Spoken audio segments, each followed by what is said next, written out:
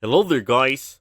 For today's video, I'm going to show you how to create a realistic shadow in Photoshop.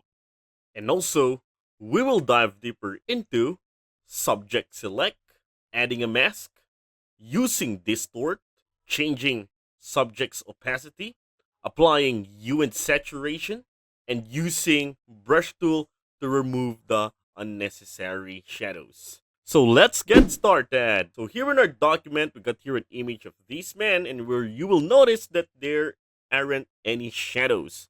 And our goal here is to create a realistic shadow. So the first step we're gonna do here is we're going to duplicate our background layer. So going onto the layers panel. So here, click on the background layer and press Ctrl plus J to create a duplicate layer. And there you have it. Okay, and then I'm going to hide the background layer for now. So with this background copy, I'm going to create a selection on our subject by the use of the select subject. So to do that, going on to the menu bar, choose on select, under select, choose subject. And Photoshop will create a selection on this man. All right, and there you go. I'm going to zoom this one in. And then I'm going to go to the toolbar, go onto the fourth tool, well, first, second, third, fourth, right click on it and find the quick selection tool. Make sure that it's on the plus sign for us to add more selections to the ones that aren't selected well. This part, I'm going to deselect this one.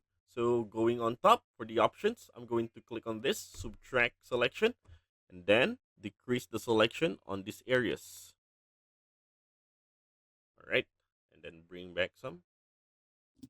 There you go. I'm good with this. Zoom this one out. With this selection, now I'm going to add a mask. So I'm going to click on this. All right, so once I did that, you can see that the background is gone. And then for the background layer, I'm going to bring that back. Okay, now this mask that we just created, I'm just going to right click on it. And then I'm going to apply layer mask. All right, so you can see it turned to this. See? And by the way, if you find this video helpful so far, please consider subscribing to help YouTube algorithm show my videos to other nerds like us. Going back, the next step we're gonna do here, we are going to apply a hue and saturation layer on this subject. Okay, so to do that, hold Control and then click on the thumbnail of this background copy, and then go to the adjustment icon, click on that, and then find hue and saturation. Okay, so once we have this, from the saturation, I'm going to decrease that to negative 100. Now it turns the image like this. And from the lightness, I'm going to decrease this one to minus 100% as well. And now we already created this black subject. Now, we're going to merge the layers. So with the hue and saturation layer selected, press Shift and click on the background copy. And I'm going to right click on that and then merge layers. Now, those two layers are put into one. The next step here is I'm going to bring out the transformation command from this layer. So I'm going to press Ctrl plus T for the transformation, and then right click on it, and then find distort. I'm going to click on that.